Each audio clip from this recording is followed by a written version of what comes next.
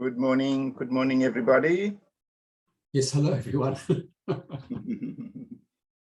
Just to remind everybody, our rules are that your microphones and your cameras are going to be switched off for the session as normal, but please, we would like this to be an interactive session.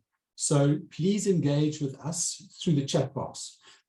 As in the previous sessions, I'll be the moderator, so I'll monitor the chat box, and I will bring any of the comments that you post there or the questions that you post there into the conversation. Slightly differently to our other events, Jonathan is going to be our lead presenter this morning, but since he and I have been working on the project together, or the projects together, I'll be probably more vocal than I am otherwise. So I might also make comments on any of the issues that you raise. So Jonathan, if I can hand over to you, and if you can get going with the presentation. Thank you, Andy. Thank you. And okay, welcome everyone once again. And yeah, we're dealing with the topic of RPL, and in particular, the lessons that we've learned from implementing the ASDSA Candidacy Program.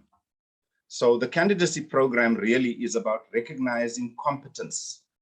And we do that through evaluating the experience, primarily the experience that candidates have built up over years. We look at the academic qualification requirements, we look at the years of experience, but in particular, the hands-on experience that people have gained in doing stuff. Now, why is this important? Why did we feel the need to share the lessons that we've learned in relation to RPL in particular? The program that we do resembles an RPL. In fact, it is an RPL because we evaluate prior, not learning, but competence, experience, right? And if you can think about the kind of discussions, workshopping, planning, development, design that has happened around RPL over the years, I've been exposed to many such conversations and workshops, and I know that the focus has largely been on the practitioner. It's about how do we develop an RPL toolkit, the process, what process do we use? How do we cost this thing? You know, the how-to part has been the focus over the years, and various CETAs have come up with various models, and there have been pilots, and there have been discussions about the successes of the different models and so on. But just reflect for a moment, how much of attention has been given to the candidate? How much attention has been given to perhaps the reason why candidates are struggling when it comes to RPL? And are they struggling? Are they doing well?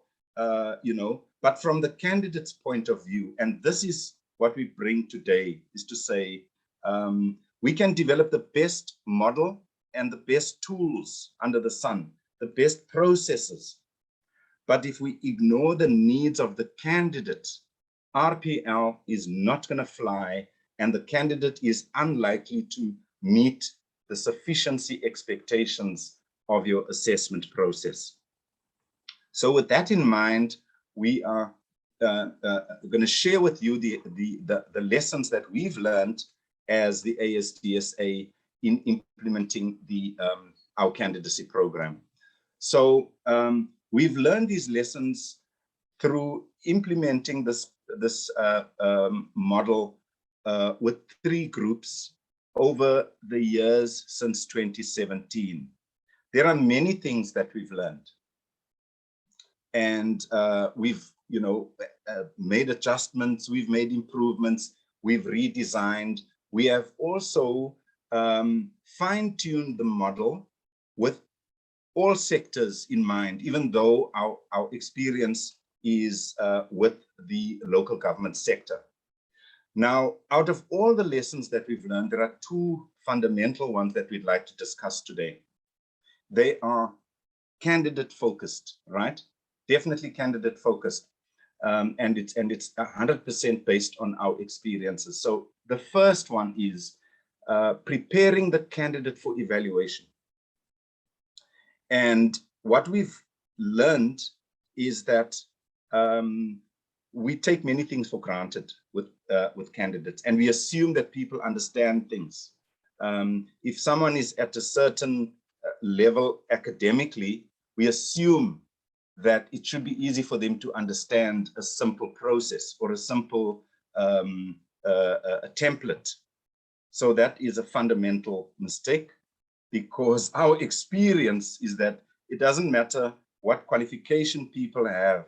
RPL is overwhelming, and it is it leaves people disorientated, and we have had to learn that we you know, your delivery model for an RPL process has got to dedicate quite a bit of time and energy into preparing the candidate adequately. And the second one is, there were no surprises with this one, you know, because we started learning this lesson with the implementation of occupation qualifications, that mentoring is an absolute critical component of the RPL process. And the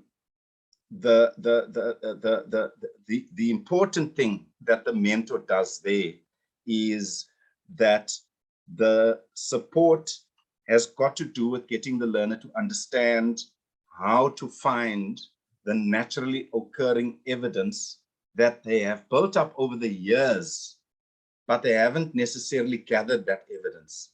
So because our candidacy program is about recognizing prior competence, the evidence that they need to provide in order to prove that prior experience is not easy to find.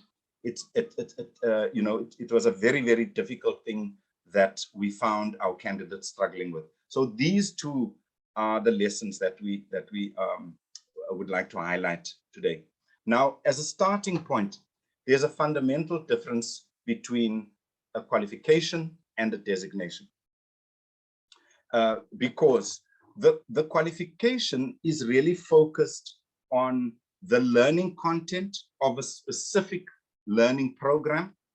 It is a finite body of knowledge and the application of that knowledge that is being assessed through an exam, through an assessment, you know, whatever mechanism you're using, right? So the central focus of a qualification is the knowledge and the application of the knowledge. That's what we're testing. And you get your qualification, you've got your certificate, you've got your degree 12 years ago, 20 years ago, you've got it for life. You do nothing after that to be able to retain the certificate, right?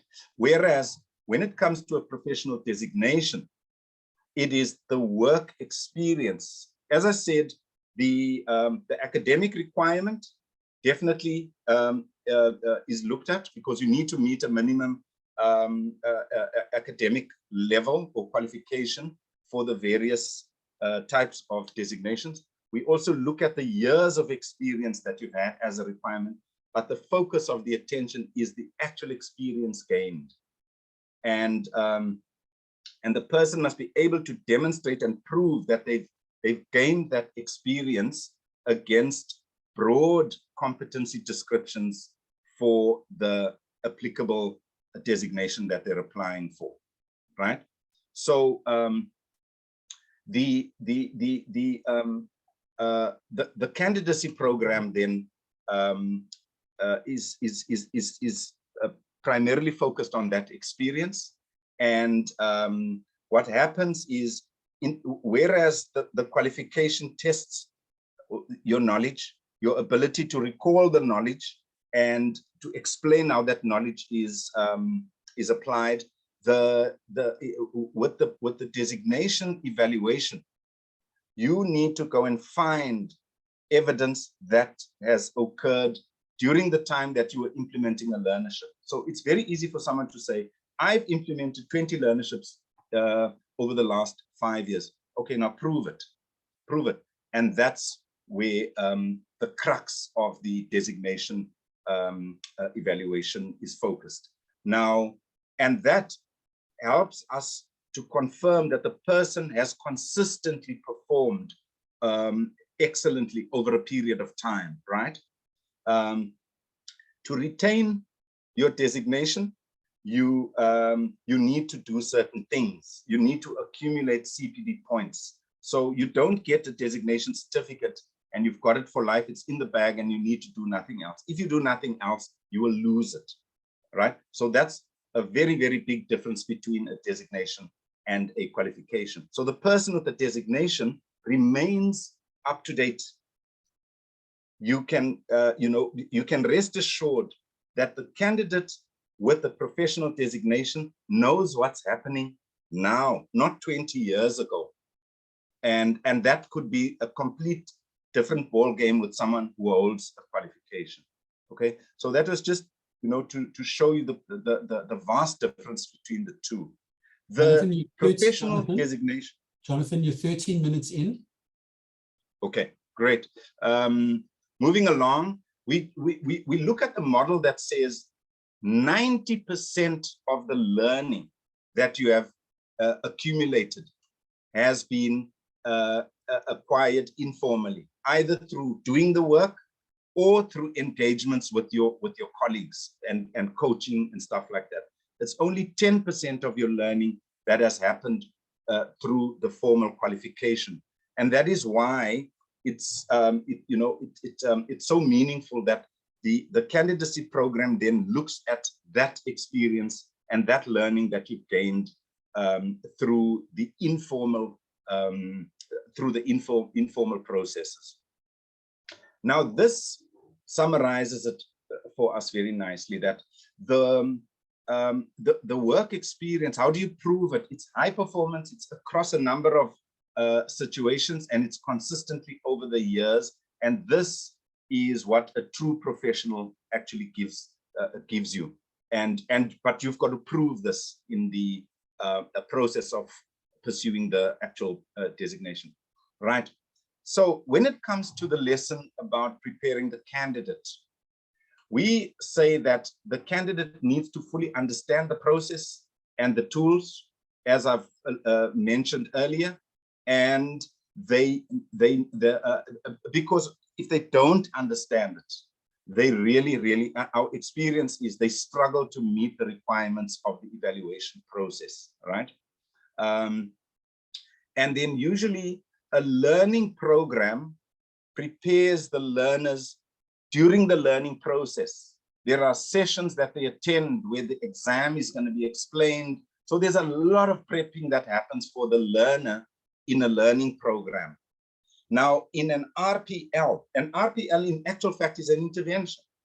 The difference is that there isn't the classroom, there isn't the learning part, right? So it's everything else, the assessment, the moderation, the verification, and all of those components. The risk is that because there isn't the learning component, we may neglect to adequately prepare the learners, right? Or the candidates for RPL. If I can add in there, so in a minute, we'll look at the sort of things that we have done to help prepare people to understand the process and so on and so forth. And you'll see there's quite a lot of work that we've built into it to try and achieve that. And I need also to say that in spite of that, many of the candidates still don't quite get what they need to be doing, in spite of all that preparation. Yeah. So as you look at the things we built into the structure of the program, bear that in mind. Jonathan, back to you. Sure, thanks, Andy. Thanks for that. So what have we done? How have we structured our model now to adequately prepare the candidate for this RPL that we do, right? We have a self-evaluation where they look at their own qualifications and experience. They look at the designation description and the competency descriptions for each designation, and they match themselves and select the most appropriate designation that matches their own experience, right? That's the first thing that happens. If I can add into that, the self-evaluation also starts getting them to look at what they might want to include in their portfolio. So it also actually starts to structure thinking around what they might need to find and include. Yes, definitely. Thanks, Andy. And there is a mentorship intervention that also gives them guidance with that evaluation, but I'll show you how that flows in a moment. So then we've got a workshop, a candidacy readiness program, which is based on the work readiness model for unemployed learners. So this is a candidacy readiness. It's an orientation, it's an induction, and it explains at length and in detail what the program is about, the processes, the tools, the expectations, the requirements, and all of that stuff. So absolute clarity is provided in that workshop. This POE building workshop is another group workshop where the actual portfolio is explained. So here we talk about the tool, the POE workbook, the type of evidence, the submission process, the referencing of evidence, how to organize the POE, and this is an interactive workshop where people then ask clarity-seeking questions. We make sure that the candidates fully understand the compilation and the submission of the POE in that workshop.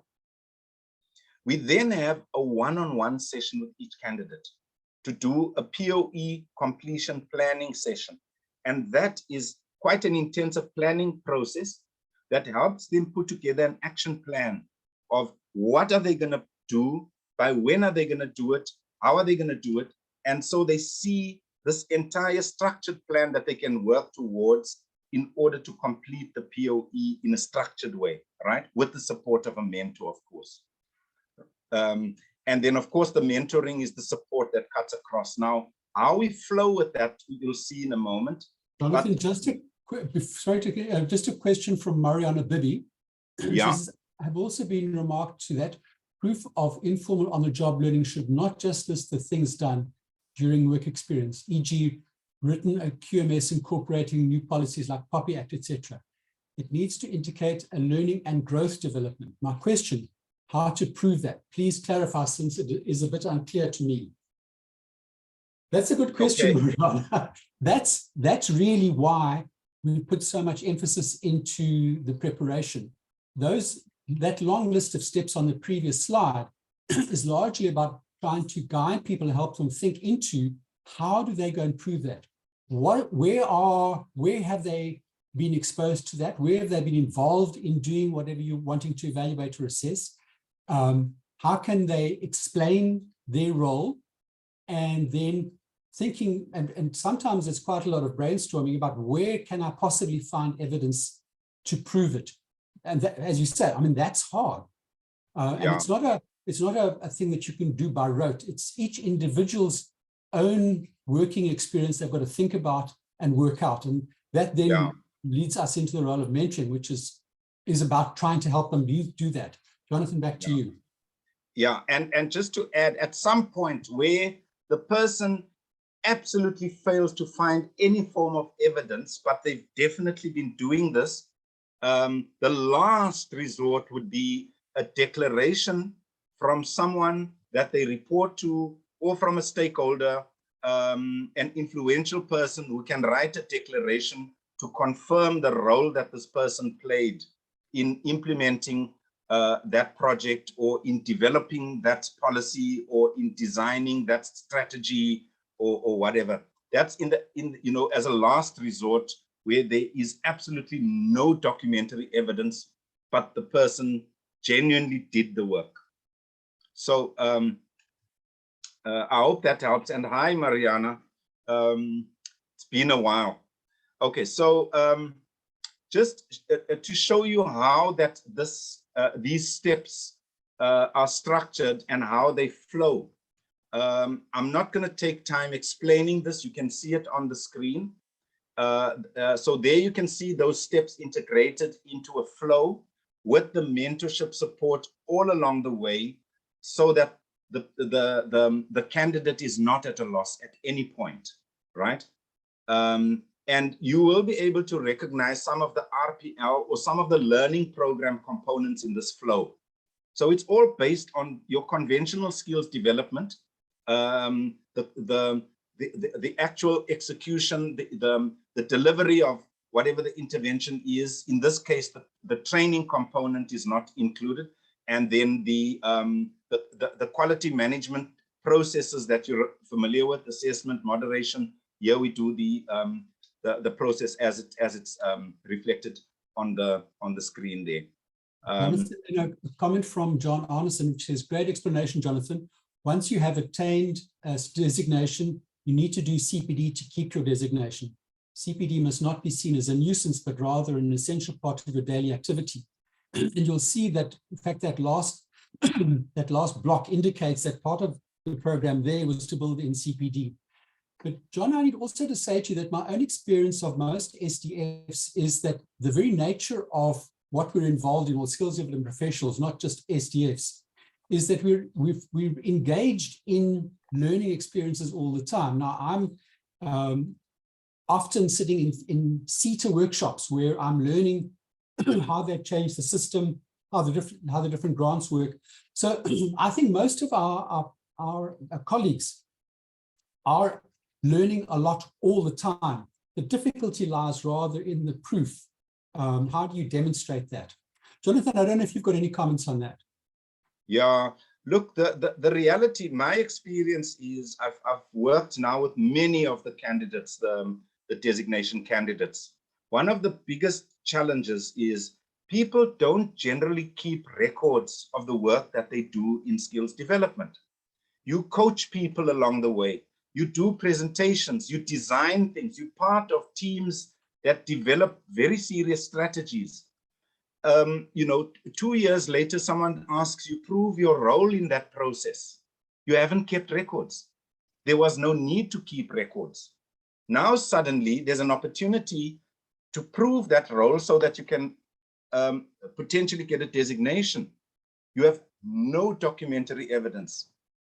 And so you've got to now start searching servers for emails. You've got to look for minutes of meetings and memos and reports and all kinds of things, not to prove the quality of the work that you've produced, but to prove the role that you played in that work. So that has become something that I've learned that the candidates really struggle with. And I mean, it goes without say that this is the kind of struggle that an RPL candidate would have. Someone's been working in a supermarket for 20 years and they've been doing this. They can do the work with their eyes closed. Okay, now prove to me that you've done it. Where must they find documentary evidence? And that's where the role of the mentor is absolutely critical. So Jonathan, a whole bunch of comments. So let me go through them. Firstly, Sharon saying, the mentoring element in RPL is a critical skill as an RPL advisor and undertaking any of these candidacy, leadership and other programs. Melanie says, true, Andy, the proof is in the pudding. John says, want to add that ASDSA approach is to help you gain a designation as opposed for finding reasons not to confer a designation, that the RPL mentor will help overcome challenges relating to data collection, all relevant. Sharon, keeping records is essential. Screenshots of online sessions, saving emails and conversations must become so if you have a designation, I'm certainly aware myself, I make a point of trying to keep records. And of course, yes, attending, by the way, ASDSA runs a lot of sessions for members and you can get CPD points for all of them. Rene, how can you overcome the POPI Act when keeping record of documents, or if you have since left the company? Rene, what we recommend to our designees always is that they redact any evidence that they want to supply. Yes. So take a black marking and cross out anything that identifies individuals. Yeah. And then again, that's the real struggle, Jonathan. Without the evidence, it's sometimes easier just to do the qualification. Yes, Melanie, I hear you. We've actually had, over the years, there have been many discussions about the rationale for RPL. If it's such a struggle, why don't people just simply do the qualification? And I mean, that's a debate for another day, because even the cost factor, is it justified to do RPL versus the qualification. So, you know, our lessons here are about saying, listen, we've learned some valuable things that we think could be useful for those that are involved with RPL. And we've come to the realization that there's an entire component of RPL that is potentially being neglected, and that is the struggles of the candidate themselves. Jonathan, so, if I can just chip in there. I mean, your conversation and mine a little bit earlier this morning, where I mean, this RPL can be applied in quite a variety of scenarios. And my question then is, if somebody's had 20 years experience, why do they want a qualification? Wouldn't it be more useful to their employer and to them if they actually have the designation that's relevant to their field? Because a qualification is a part of that. There's an assumption that there is a qualification. And maybe we should be steering people to trying to get a professional designation if they've got all that experience. Back to you, yes. Andy, yeah, that's definitely. And I mean, the other question we had was, why is it that an employer says, what experience do you have? I've got 15 years experience doing this. Okay, fine. I'm happy with that. Where's your certificate? I don't have one. Okay, sorry, I can't employ you. Now, shouldn't the world of work be looking at this differently? You know, and so that's just, you know, I'm just putting that one out there, that the world of work is still stuck on the certificate. And yet they know that they will not employ a person who doesn't have the experience. So there's some food for thought. Now, you've got 2 minutes, Jonathan. Sure. I've already had the slide up on the number of hours for that we allocate to mentorship. So I won't spend time on that. Just to recap, what we're saying is that this RPL it's an intervention. It's not an event. So you've got to design your intervention to thoroughly prepare and support the candidate. Very, very critical. So, I mean, our lessons are fundamentally based on these points here. Be prepared to adjust your tools and maybe even your processes. Be flexible, because you design it with one thing in mind. You realize practical reality only when you do the execution part, right? And by the way, that supports the notion of the 70-20-10 principle, that you yourself will learn the real RPL lessons during the 70% when you're actually doing it. And that's what's happened with us here with this experience. So lastly, the mentor role, and I played the mentor role in our candidacy program. The mentor is an RPL advisor role. That's really fundamentally what it is.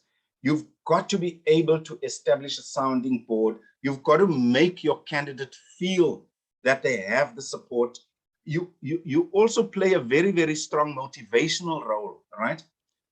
People want to give up halfway through the thing because they've got work commitments, they've got targets, they've got things that they're going to get into trouble for, they've got things that impact on their bonuses and increases. And so your POE requirements are not on the top of the priority list. As the RPL advisor, you've got to encourage them, you've got to lift them up. And oftentimes I find people, you know, really appreciating just that, almost like a counseling role that you play with the candidate, because you bring them back to the realization of how much this designation can actually add value to their lives moving forward. So on that note, Andy, are there any other comments?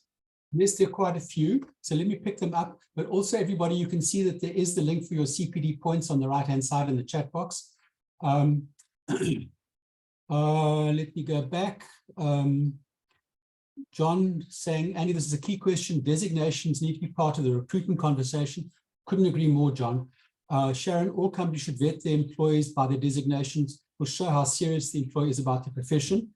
And Sharon saying we should have a session with the SABP HR manager. Melanie, a mentor with knowledge and experience. Yes, and Belinda, I agree with Jonathan, many organizations don't apply the 70-20-10 model with their skills different processes. And then some nice feedback. John, great session. Melanie, this is so informative. Don't want it to end. Nivashni, very informative and helpful session. Thank you, everyone. Thank you for joining us.